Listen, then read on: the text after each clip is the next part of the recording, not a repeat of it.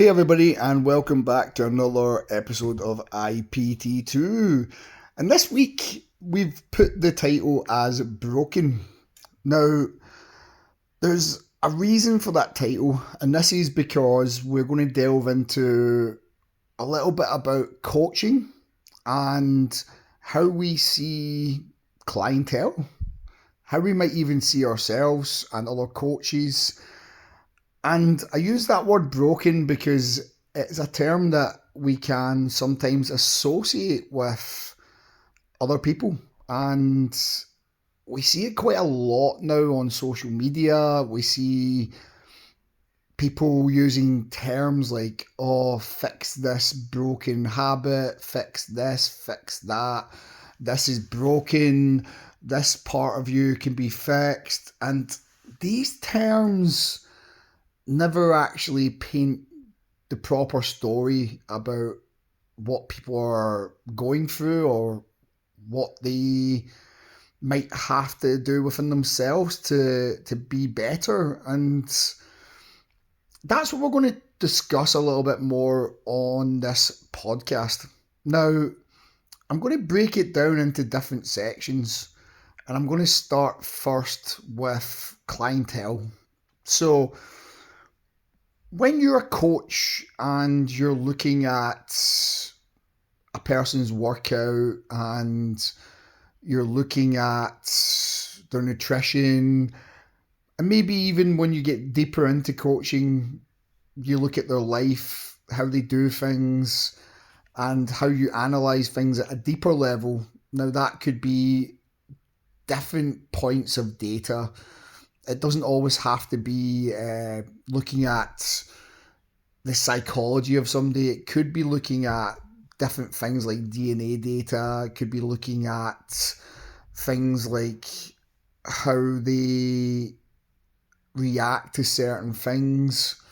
So I'm going to cover off a thought process to help you. And to be a truly good coach, it isn't just about your knowledge and experience, and that plays a massive part, but it's also about how you understand people. So first off the bat, we have to take away that term broken. Nobody is broken. Nobody is in pieces that have to be put back together. What people are is full of bad habits, wired incorrectly, or have had traumas that wire them that way. And this can come into how they train and how they do nutrition. This can come into how they act. And I think I've told this story before, but even the language that they'd use, like I can'ts, or this is not for me. These are things that they tell themselves, little narratives, little stories that they build up in their heads due to fear. And again, we discussed that in the last podcast. So as a coach, first of all, we need to take away that a person is broken. So let's go into the subsections a little bit. If you're dealing with somebody who their training, for instance, is not quite right, have you ever asked them why instead of saying that system's broken? Because we see it all the time on social media. That system is broken. Try this system. But let's go back a little bit. Let's ask the client why they think something is correct. Because if you don't get that set of data, if you don't understand the client, then how do you help them? They might have many different answers. Oh, I saw that online and I thought it would be good for me because I have a similar goal. Great, now we understand. Now we can give them advice that then gives them better understanding of themselves, their goal, and what will help them. Especially as a good coach, you might understand their physiology and their anatomy a little bit better, so there could be a better exercise for them. Or you could reinforce that what they're doing was actually a good choice. It's not broken at all. What I would say though is that you have to come to that understanding with the client through various different means. And sometimes it is a direct question. Sometimes it might, if they're not really an open person, you might need to be softer in the approach and ask, have you tried other stuff? Have you ever tried anything else to get to that goal? And that can help you on various different levels of the conversation around their goals, conversation around what they're trying to achieve, and even the conversation about their own ability or how they see their ability in the gym. Because you've asked some questions, now the client might open up some more. So that would be coaching. And again, I'm going to be going through each subsection here. So let's move on to nutrition. Again, we see a lot of the broken system stuff online, or your eating habits are broken, or this or that. But again, have we ever asked the question of our client, how well do you know nutrition? Now, having dealt with hundreds of clients over the years, probably into the 1,000 mark now, I would say whenever I ask the question, how much do you know about nutrition? They would always answer, I know pretty well. And they don't.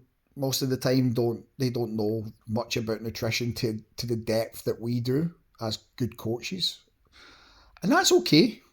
And again, even if you're new to the industry, this is something you will have some understanding of. It might not be your forte, it might not be their focus, but you'll have some understanding of nutrition, and you'll gather evidence and you'll see things over the years that will then reinforce certain things or help you understand other things better. But the client, they don't live in the fitness and nutrition world, so most of their information nowadays comes from online. It doesn't come from any kind of medical pre-advised situations. It doesn't come from true sources. It comes from people who are influencers who are trying to sell products, or it comes from ad campaigns that are trying to make other food types more prevalent and bought more often. So we have to break it down. And I have a lot of conversations with clients where I would ask them, what things do you think you're not doing right? And this is where the client actually comes into their own, because they can usually tell me what I would tell them. And that's a great drill to do with a client.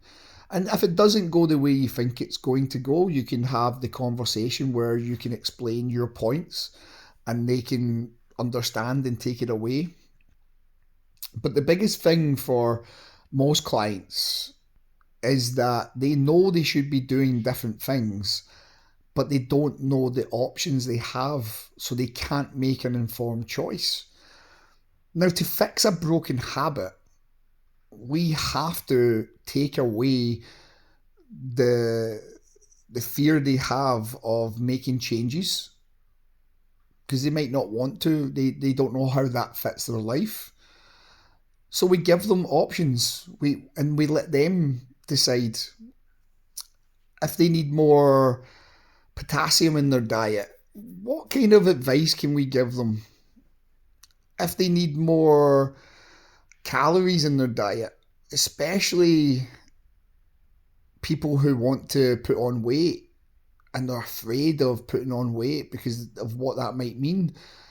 If we can show them the calories they're supposed to be on to actually increase their own weight in a good manner, calm them about the situation of putting on weight, and then explain to them the different body types that they could end up with: muscular, lean, or they could put on lots of body fat if it's done incorrectly. We can also advise them on what food to take to ensure that they get the better result out of everything. And Giving information to a client, helping them readjust, and then putting them into a new habit is completely different from saying your system is broken, you need to fix it. Here, use my things to fix it. You need to pay me money to fix it. And yes, we do get paid, obviously, but we should be having these conversations with clients to enable them, not to enable us making money. And ultimately, that's where you become a better coach and you get paid better for what you do. So that's a little bit about nutrition. And again, no broken systems there, just honest conversations. And let's look at other stuff. So I brought up the fact that people might say, I can't do this isn't for me. Why do they say that? What do you think it is that they say that because of? So I've had many clients say the words I can't. And again, I've told this story before. I used to say, right, whenever you say the word I can't, or the words I can't, it was 10 burpees. That just was a physical reinforcement of they didn't like burpees for a start. So, and again, most people don't. So this worked with multiple clients. They didn't like doing the physical act of burpees whenever they said it. So it trained their brain to avoid saying those words and looking for replacements that were better suited to the situation. Like, I find this challenging. I find this hard. Could you show me ways of doing this that doesn't feel as bad? And there was a whole bunch of other sentences people would say. And again, this comes back to the physical training, but not the programming. The physical side of stuff, people sometimes feel that they don't have the capacity, the understanding, the ability to do what they're supposed to do in exercise. And that isn't always a bad thing. It is their brain trying to just protect them. But if we understand them as a coach and we understand our own ability as a coach to keep them safe, to make sure that they're doing something that isn't going to harm them, we can help them. We can help them do the exercise. Sometimes it has to go slow. We have to break it down. Let's just take like a fundamental exercise like a squat. Somebody might be afraid of using a barbell for the first time. So don't use the barbell, use a kettlebell, use a dumbbell. Then maybe work up to the smaller fixed bars or a pump bar. Then work up to the Olympic bar. There has to be maybe stages to helping somebody grow. Maybe they feel unstable. Maybe getting their footwear and their stance correct is what you need to do. Maybe their ankle flexion and knee flexion isn't great because they've had injuries and their brain is processing signals as they are in danger, and we have to resort that. So maybe using a TRX or something that allows more stability as a coaching tool will allow you to then take them to the next step. And sometimes it is just about going slow and allowing their nervous system to rebalance, the whole body to calibrate and understand that they are safe with us, with the exercise, with what they're doing in the environment. Because these things can be all very much hard for somebody, and that's why they come out with the words I can't, or this isn't for me, or they sometimes just don't even show up for sessions if you haven't addressed these kind of things. So as a really good coach, when we talk to people, we have to really drive home some of these points. And as much as it's a cliche, they have to believe in us. They have to believe that we are a good coach, that we have their best interests at heart, that we are there not just to get their pennies, that we are there not to just take a video for our Instagram, that we are there to make sure that they get the best out of themselves, and we'll be standing there with them to ensure that happens.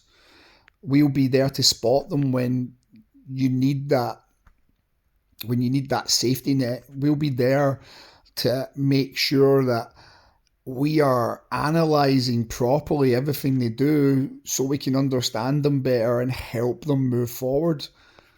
That's a good coach. But nothing about that person was ever broken. These things were wired in through maybe being injured, or maybe even somebody in the gym came up to them one day and said, "Your squat looks shit." We need to then be like, okay, well, that was their opinion. It doesn't mean it's true. Let's go back to fundamentals. Let's train you to make sure that you are doing it correctly. Positively reinforce things. Get them settled. Get them calm. Make sure they move forward. That's what our job is to do. It's not to say that something's broken or something's incorrect or something's bad. And sure, we might recognise there are bad aspects about certain things, but inherently they just haven't been educated or taught properly or had the experience of doing something. It's all well and good when we look at ourselves and how a lot of people in the fitness industry were self-taught. Me included, I self-taught myself to do most of the exercises through looking in magazines, through watching people, through slight coaching. But inherently, I went and did it myself. That isn't always good because I have had to refine things over the years, find better ways, keep moving forward myself, and most good coaches will continue to do that throughout their entire career. But when it's with clients, we are looking at not fixing something that's broken, but educating, helping, and giving the client the resources to move forward. The client isn't going to be with you every single session. That's the other thing to remember. So if you don't reinforce these things positively, if you don't help them in this instance to rebalance the stupid things they have in their head, and they are stupid things because it's not true, then as a coach, you're going to see your client fail, doubt themselves more, maybe spiral, and maybe leave your business. So talk is a massive thing. So listen to your client and how they talk. Another thing is body language. You can see from a person's body language if they are in tune with you. And again, there's nothing broken about somebody who doesn't have great body language with you. I learned that lesson a long time ago with a client who I honestly thought just didn't like me at all. I try to always be a genuine, nice person to everybody I meet, including clients. And I had a client who just didn't interact with me. I didn't think they were enjoying the workouts. I couldn't read them. It turned out that's just who they were. And they actually expressed how good the sessions were and how, well, not to be big-headed, but I was the best coach she'd ever had. But I didn't know that. She wasn't expressing that. No body language. She just did what she was told. And at the end of the free session, because that's what we used to have to give back in the day, she turned around and bought 20 sessions with me on the spot. Now, I didn't expect that. But how cool a moment was that when I realised that just because their body language wasn't correct, and it didn't mean they didn't like me. There was nothing broken there. It's just that's who that person was. They weren't communicative in that way. And that's okay.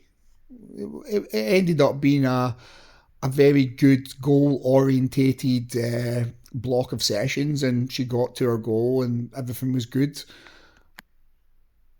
but there wasn't the greatest of communication. So for me, that's not a client I would pursue to keep going. And that's okay. You can always choose your clients, but there was nothing broken about the girl. I advised her to go to another PT if she ever sought sessions. I advised what PT would be good for her, because that PT was a little bit less emotive, whereas I'm quite emotive as a PT. I like to be engaged and fully involved with my clients to make sure that they're getting the best. And I was with her and she enjoyed that, but I think just from a personal level, she would have got on better with another PT. And that maybe would give more longevity to sessions and stuff as well. Something to think about, again, when you're looking at how you deal with your own clients. And again, that's just a few categories of the layers of coaching. Again, there's psychology involved as well. Understanding the psychology of your clients. Do they like competitiveness? Can you add that into the sessions without it breaking them? Because again, when things can get too competitive or you try to be too competitive as a coach, it can break the sessions down. It can break the relationship. And again, the relationship you have with your client is going to be so important to longevity in sessions and how they either stay with you or leave ultimately. So there's nothing broken there either. It's just we need to watch we don't break the client in that kind of aspect. Understanding the psychology of clients is very much key to success as well, as can be the spiritual aspect of clients. And I say that when I don't mean religion, I don't mean being like a hippie or anything like that, but spirituality. When it comes to clients, they will have certain core beliefs and aspects to their life that they really like and really believe in, and we need to make sure that we match with them. Again, if we don't, that can affect the client relationship, the client bond, but also it will affect your reputation in the end. They might talk about you in a negative manner if things don't align. So, and ultimately they won't get to their goals if things aren't aligning, because they won't believe in your coaching, they won't believe in your workouts, they won't believe in doing your nutrition, they won't believe in the things you're saying, and that'll break a relationship in the fitness industry. So be careful that when you're selecting a client, it's not just a case of somebody's interested in PT, I'm taking them on. You have to make sure, as a good coach, that the client is right for you. And if they're not, don't worry. We tend to work from this place of scarcity, and really, we shouldn't be. There's enough clients for every PT in the country.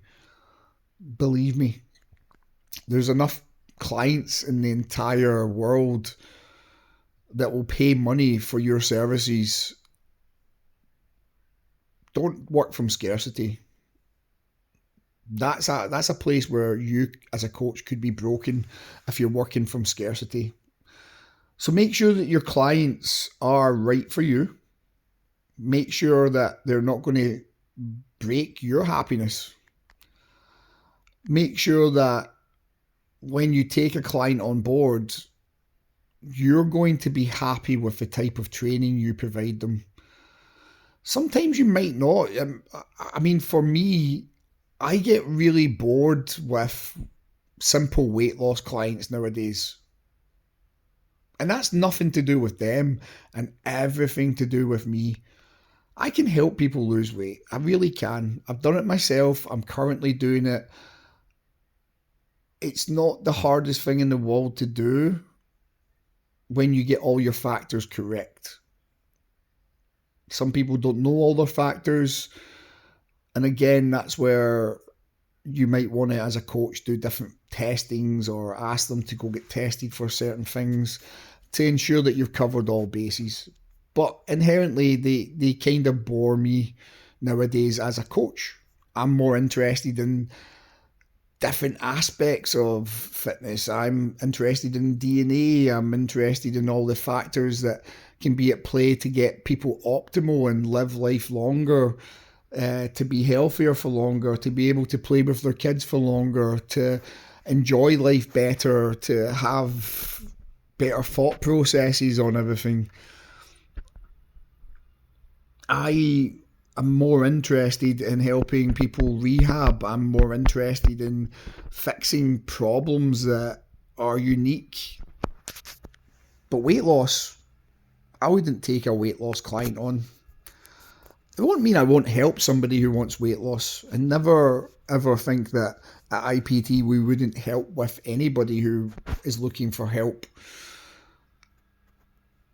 But we do need to look at, if I was taking on a client, what kind of clients would I want to take on? And as a new PT, that can be scary. It doesn't mean you're broken. It's just fear, again, showing its ugly head. You are going to get clients if you're doing the right things. If you're doing the wrong things, you're not going to get clients. If you're doing the right things and you're consistent, you'll get clients. And you'll get enough clients. It's when you don't do those things, that's when you're not going to see success. But as a new PT, or even as a current PT who's looking to increase their revenue, if you have a client who comes to you and they're not aligned, then why would you take them on? That's when you would actually be a bit broken. In the aspect of you've taken people on just for money. And I don't ever believe in doing that. And I don't think you should either. I think that should be one of the core ethical practices we have as PTs, as coaches, that we take on clients we understand. We take on clients we can help. We take on clients that are within our ability to help and coach and be better. We don't just take anybody on. But that's going to be your choice at the end of the day, to make that and to understand that you might not be happy in those PT sessions. The person might not be happy in those PT sessions. You might lose a client because of that. Something to think on. I have in the past, when I was a younger PT, taken on people who I really didn't do enough understanding of. And I learned the hard way that they affected my entire day. I would dread the hours coming up to their session. I might be training other clients during that time, and it would affect those sessions slightly. But it definitely affected me, knowing that that person was coming up and I was going to have a terrible session ahead. Not that the coaching session was terrible, but just me and the person didn't get on as well as my other clients did. And that's okay. You're going to get people like that. But pass them on to another PT who would deal with them better. And then there'd be the aftermath of it, feeling drained. I might have other clients after them, and that was the case when I did have clients like this. And I was lucky that I only ever had a few. And I would call them emotional vampires or happiness vampires, because they would, or happiness sponges as well. They would just drain me, and they would take all the happiness out of my day. So just because somebody doesn't have alignment with you doesn't mean they're broken or you're broken. It's just that you don't align. Not everybody will align with you, and it's not a bad thing. There'll be more people out there who do align with you. So go out there and find them. Scary, I know, but you do need to go find them rather than just take anybody on. And then there's the aspect of us just in the industry thinking things are broken. And again, it's easy to think that about things in the industry. Oh, there's too many people with opinions. people are entitled to have their opinions, be it negative or positive opinions, or good, or opinions that come from the right sources of information, or they don't. People are entitled to their opinions, and it's not up to you to change them or change their opinion. That might never change. That's something they will have to then deal with and change themselves. So the only person that can change an opinion is the person who has the opinion. If we get stuck up thinking, oh, this person is damaging the industry and so on, we can talk about it, but we shouldn't attach emotion to it. It isn't that they are broken and having an opinion, it's just that they've maybe not got all the information to hand, or they've only seen a snippet, or they're jumping on a bandwagon, or whatever the case may be. So it isn't inherently broken of them to have that opinion. The industry's not broken because X, Y, and Z is going on. You're attaching that to the industry. And there are certainly negative things in the industry. There's way more positives in the fitness industry than anything else. Yes, there's lots of people who will just try and do things with quick fixes. But we are here to help. So when you're speaking to individuals and you're explaining things, can you help them with the information you give them to help them form a good opinion? If you're talking about nutrition of some sort and they say to you, oh, I've heard this works and I believe in that, you're not trying to basically destroy them because they have an opinion or they think that's correct. You need to listen. You need to explain your position, and then you need to let them come up to wherever they're going to be. They may change their opinion because you spoke, or they might not. It might take somebody else. That's okay. That person got through to them. Again, not everybody aligns. But it's your duty to make sure that when you're speaking to people on the gym floor, in your DMs, wherever it is you have conversations and people express opinions, you don't treat them as if they're broken, stupid, or anything else other than they might not have all the information that you have and they're still learning. It's actually one of the fundamentals we use when we teach the courses here at IPT. We don't come from a place of, well, that's a stupid answer, or you're not getting this. It is a case of, you might not have all the information at hand. You might still be learning, and that's okay. So when you start to look at people in that aspect and you understand that there's nothing broken about them, there's no pieces to put back together, there's no jigsaw to rearrange, it then becomes a case of, I can actually help this person by giving more information, education, resources, and your experience. And there's so much more we could talk about in this area, so much more we can delve into. And if any of these topics have resonated with you today, I would love to continue the discussion. If you've got any more that you would like to discuss around this topic as well, then you can drop it in the comments. You can message us privately. But I just want you to understand as a takeaway that when you are trying to become the best coach that you can be, you have to understand people. So sometimes that's going to take you outside of your education within what you do in the fitness side of stuff. Go look up some of the psychological things that may help you, like neuro-linguistic programming, NLP. Maybe even psychology itself, so you can understand people better. And use your experience. That's key also. Education and experience does equal success here as a coach. And I want to see you all be the best coaches you can be. And sometimes you won't be great at this kind of stuff, and that's okay, as long as you have some kind of understanding, as long as you can still put together the right processes that work for you and for your clients. Every coach is going to be different. This is just how I see my world, and hopefully this is how you see your world as well.